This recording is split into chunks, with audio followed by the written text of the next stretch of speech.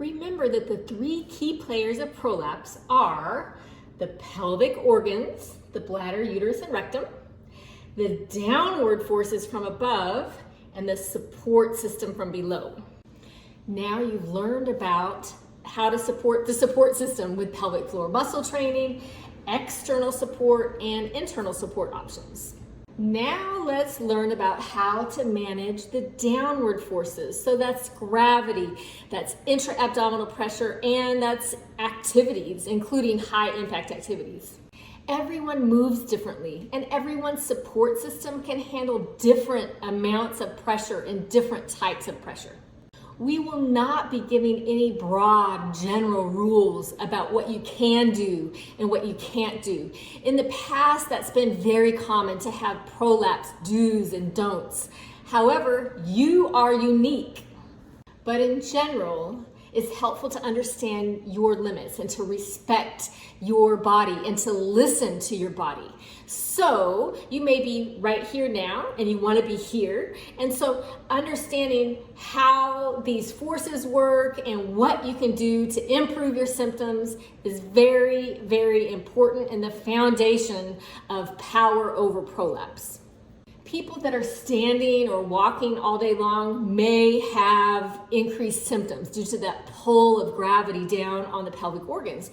And some techniques that can help with that are taking rest breaks. So either lying down or sitting down. So that gives the pelvis and the perineum some support from below. Adjusting your posture. So having good, tall, upright posture enables your muscles to work more efficiently and effectively. And then even leaning forward. So if you can visualize this pelvis here, remember here's our pelvic floor. And if we kind of lean forward where we're pushing our bottom out behind us, that even reduces the effect of gravity a little bit and can be really effective. If you're lifting a lot or picking up something heavy and that causes you symptoms, here are some tips. Number one is bracing the pelvic floor. So remember what happens when you pre-contract that pelvic floor before an activity. Those muscles engage and they help to do their jobs, which is to close those openings and to lift. So that's called a pelvic brace or the knack or a pre-contraction. But you're pre-contracting, exhaling, and then doing that lift. And that can really help to engage and give support from below. Breathing out during the hardest part of the lift has been found to be very effective for a lot of people. You may also need to modify what you're lifting, so like how much weight you're lifting and how many repetitions you're lifting that. This does not mean that you have to adjust how much you lift and how often you lift forever. It's just during this temporary period while you're building your support system and learning to manage these forces. You can also adjust your form, that is how you're lifting, to be most effective for whatever you're lifting. There are different ways to lift based on what you're lifting. So if you're going to be picking up something very light, you're going to use a different lift technique or strategy than you're using to lift something heavy. This demonstration is by no means an all-inclusive list of all the different strategies of how you can lift. Here's a few examples that may give you some ideas on how to engage your pelvic floor and lift and help to manage that intra-abdominal pressure. The first example is a squat lift. So that's exactly what it sounds like. You're going to be squatting, bending your knees, bending your hips, bottom is kind of out behind you, to lift something. And so I'm going to be lifting a stool, and I'm going to be using that strategy. Exhale and engage. Blow and squeeze. So I'm inhaling. It's hard to do all of this and talk at the same time. So just kind of watch this, and I'm trying to be very kind of loud with my breathing sound so you can see what I'm doing.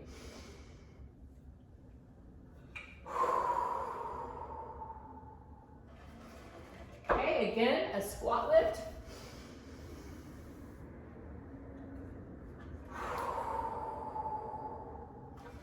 So I'm blowing and squeezing, exhaling and engaging during the difficult part of the lift.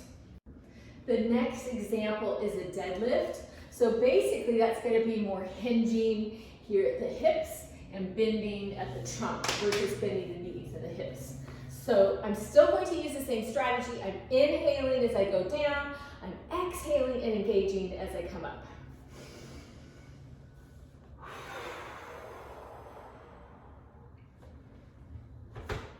A chair or a stool or a countertop can really give you a lot of support if you have like a one-handed lift.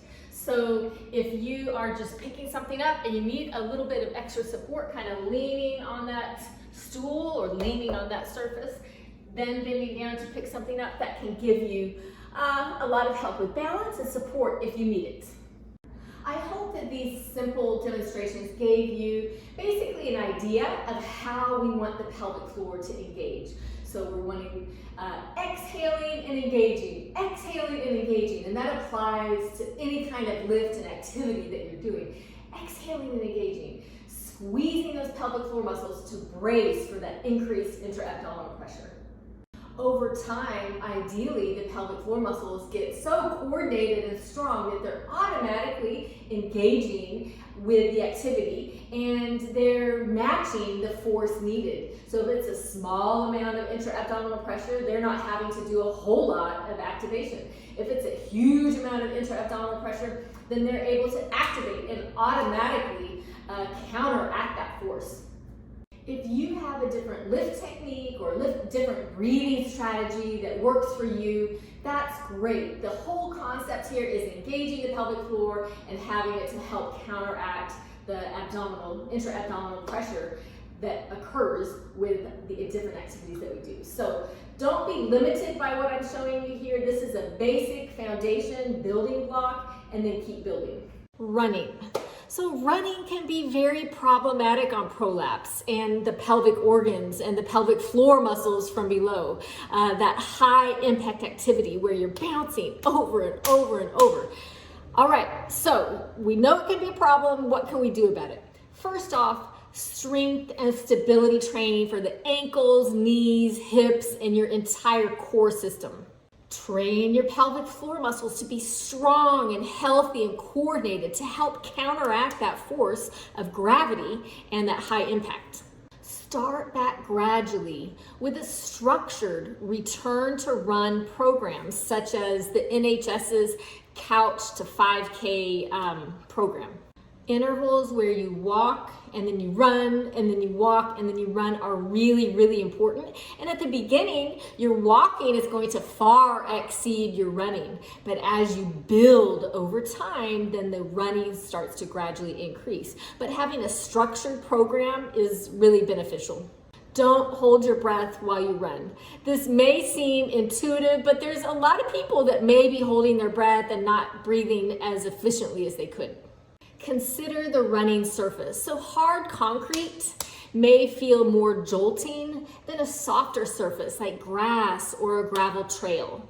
Also consider the incline. So running uphill may be more difficult than running downhill.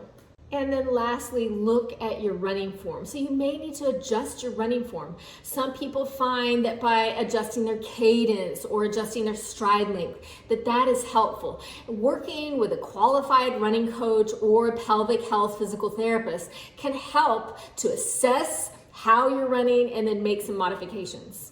It's not listed on this slide, but for all of these downward forces that we're talking about, it may help to also supplement from below. So by using external support or by using internal support. So there's a lot of people that may use a pessary just when they're running to give that extra support to their pelvic organs from below, or that may use some of that external support with the FemJock or the V-strap just while they're running, and that's fine, that's perfectly acceptable. But just one other factor here to consider with running and some of these activities that we're talking about.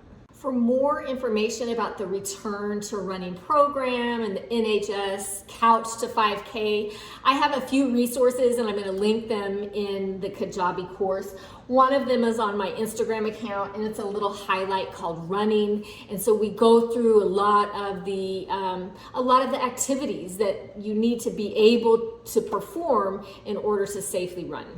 Another very important part of pressure management and managing those downward forces is avoiding straining. This especially includes constipation, but also includes other activities that we're going to talk about. But imagine that pelvic floor and you're sitting on a toilet and the pelvic floor is already in an open, kind of vulnerable position. And then you add strain. Over time, that straining may even worsen prolapse symptoms. Now we're going to do a fun little demonstration with this with my pelvic ring and some yoga blocks. Okay, so first off, here we have a pretend toilet. So this is the toilet seat. Here we have a pretend pelvis. So the pelvis is going to sit there on the toilet seat. And this red fabric are your pelvic floor muscles, okay?